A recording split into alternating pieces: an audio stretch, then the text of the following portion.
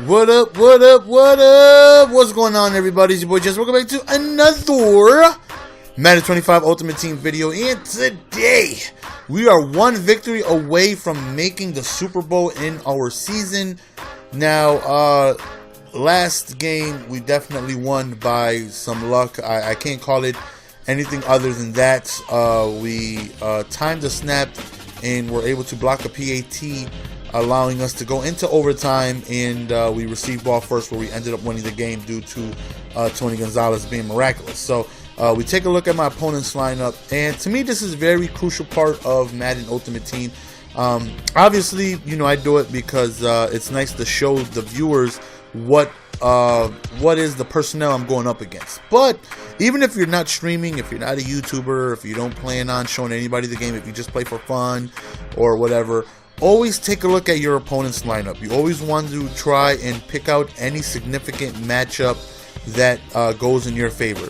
Two things I look at immediately. Well, I look at the entire lineup, but most important things that I look at is their offensive line and their cornerbacks. So if I notice, let's say their offensive line really isn't that great, let's say they got a 92 here, a 90 here, a 94 here, then there's no need for me to blitz as much as I usually do. I can really just sit back and standard coverage, because I know that a 90 overall center is going to have trouble, blocking JJ Watt, all game. You know what I mean? So first thing I look at is what type of protection do they have, and to me that's very important.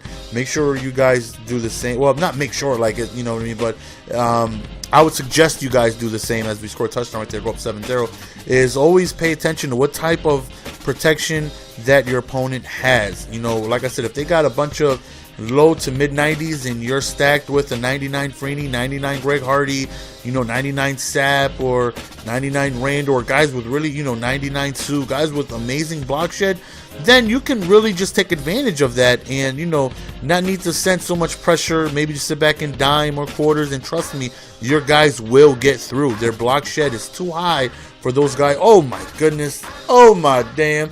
Oh my goodness. We going ham. I always say this. No matter what, I've played with so many defensive players.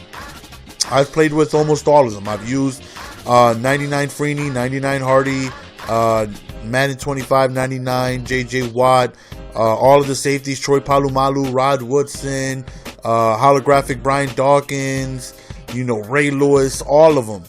The best player defensively in this game, as I go for a touchdown right here. Well, not for a touchdown. I wanted to score a touchdown. That's why I went for it. It's not the most logical thing to do, considering I could have went 2 possessions. I could have went up 2 possessions, I should say, with the field goal. But when it's playoff time, I feel like I need touchdowns. I got lucky with the fumble, and I didn't want to come away with 3. I wanted a touchdown. It usually works out in my favor. You know what I'm saying? I want to say I'm probably, 60 to 70% in converting those type of situations. But unfortunately, that was one of the times where it just didn't go my way. That happened. You know what I mean? So we were unfortunate there. But it was a risk I was willing to take. You know what I mean? Like I was saying about Sean Taylor, look at just the standard 3-man rush out of quarters, and we get a block shed coming right through as we hit him with the skinny. Sean Taylor's the best defensive player in this game, bar none. I've sold almost all of my defensive players. I sold Dawkins, I've sold Hardy, I've sold Freeney, I've sold almost everybody. One guy I refuse to get rid of is Sean Taylor. I would not get rid of him. I would not get rid of him. I would not sell him. I would not auction him. He will be on my team always. He just makes plays. I've had him in a deep blue, covering middle field, and this man somehow still snags the interception on the opposite side of the field in a position where he should not be in. You know what I mean? He's just so damn good, and because of his strength and his high hit power, he will jar the ball loose. He creates fumbles way more than holographic Brian Dawkins, and Dawkins got 102 hit power, and you would figure with 95 speed and 102 hit power, that's a dangerous combination. You know what I mean? That's getting to the ball carrier in a hurry, running full speed, smacking them with 102 hit power. You would figure a lot of fumbles. I want to say I've probably played 60, 70 games with holographic Dawkins, and that would probably equal to, 1,000 snaps on defense, and he's probably caused definitely less than 10 fumbles. Sean Taylor, on the other hand, who I've had half the amount of time as I've had Brian Dawkins. I believe I had Dawkins first, and then I got Sean Taylor. Sean Taylor has created triple the amount of fumbles, triple the amount of interceptions, triple the amount of bat downs. You know what I mean? He's just a goon. I would easily say best defensive player in the game is Sean Taylor, followed by Madden 25 JJ Swizzle. My man JJ Watt is a monster. Right here, you know, we're up 14-0. And like I was saying, the other thing I look at in my opponent's matchup is cornerbacks. That right there to me is the second most important thing. What type of matchups am I dealing with passing-wise? You know, I want to take a look at, you know, what type of speed he has back there. You know, if he has a 96 Asamuga and like a 90, you know, 95 Vontae Davis, you know, both of those guys got what, 95 speed. You know, Asamoah got what, 95, 94 speed, 96 the highest.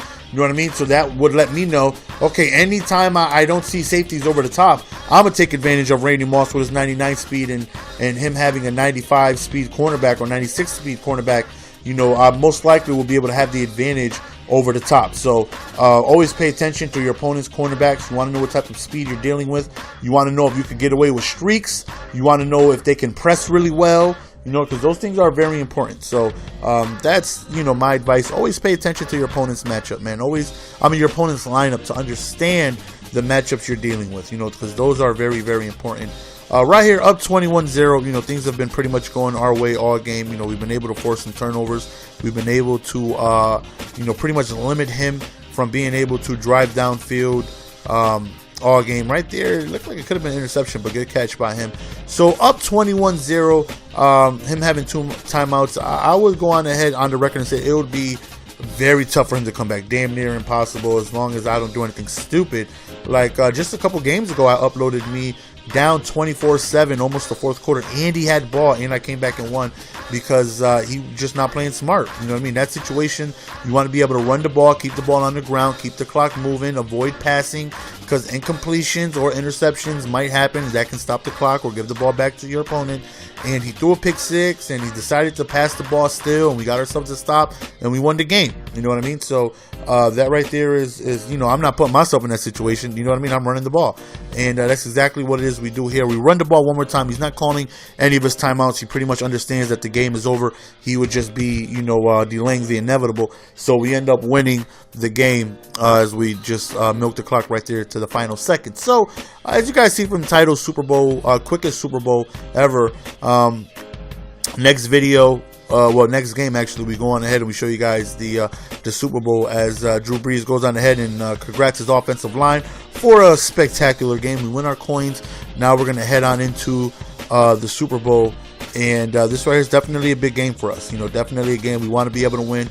You know, you don't want to make it this far and be able to lose. You know what I mean? I've made it to 7 or 8 Super Bowls or something like that. I think I've played like 13, 14 seasons maybe. I'm not sure how many. Maybe one video I'll show you guys my actual statistics on how that is. But I've lost 1 Super Bowl that I've made it to, and that was my 2nd season ever in MUT. I remember I made, and the guy had my 2nd season.